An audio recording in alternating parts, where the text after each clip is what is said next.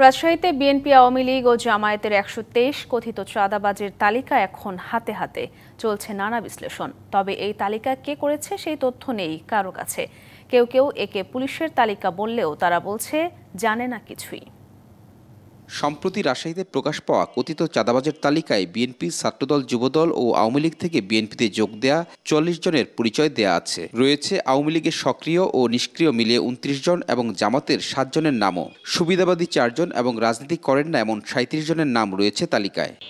তাদের বিরুদ্ধে coaching centre, ফুটপাত ও নির্মাণ কাজ সহ বিভিন্ন খাতে চাঁদাবাজির অভিযোগ দেখানো হয়েছে। তবে তালিকার অনেকেই চ্যালেঞ্জ ছুড়ে বলছেন এটি সঠিক নয়। ২৩ জনের আমরা তালিকা দেখতে পেয়েছি। সেই তালিকা কে করেছে, কারা করেছে, কোন গোয়েন্দা সংস্থা করেছে এটা আমরা দেখতে পাইনি। ওইখানে স্বাক্ষরও নাই, কিছু উল্লেখ নাই। এটা আমরা মনে করছি যে এটা বিএনপির বিরুদ্ধে একটি ষড়যন্ত্র। আমি হাসপাতালে ভর্তি ছিলাম, আমি জানি না এটা কেন দিয়েছে। আমার মনে হয় এটা রাজনৈতিক কৌশলে মনে হয় দিতে পারে। সব মশার বিরুদ্ধে সুরক্ষা দিতে এলো বসুন্ধরা এক্সট্রিম অ্যারোসল। মশার বিরুদ্ধে এক্সট্রিম সুরক্ষা।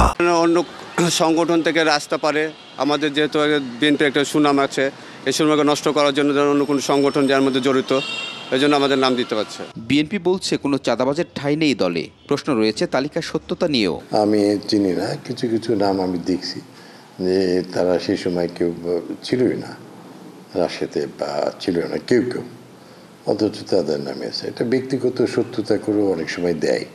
তারপরও দলের হাইকমান্ড এটা ইনকোয়ারি করে যদি সত্যি কারো সংস্পর্শ পায় অবশ্যই ব্যবস্থা নেবে। নগর পুলিশ বলছে অভিযোগ পেলেই চাঁদাবাজদের আটক করা হচ্ছে, তবে এই তালিকা তাদের নয়।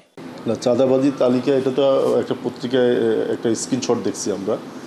তো এটা আসলে তো এটা কার তালিকা কে তৈরি করছে, এটা তো আনসাইন একটা কাগজ, সেটা তো আমরা বলতে পারবো না। আর পুলিশের কাজ হলো চাঁদাবাজির সুনির্দিষ্ট অভিযোগ পেলে আমরা সেই অভিযোগের ভিত্তিতে আমরা তদন্ত সাপেক্ষে ব্যবস্থা নিই। অন্যান্য রাজনৈতিক দলগুলোরও দাবি তালিকাটি চক্রান্তের অংশ। Sourav Habib, DBC news, Rajshahi.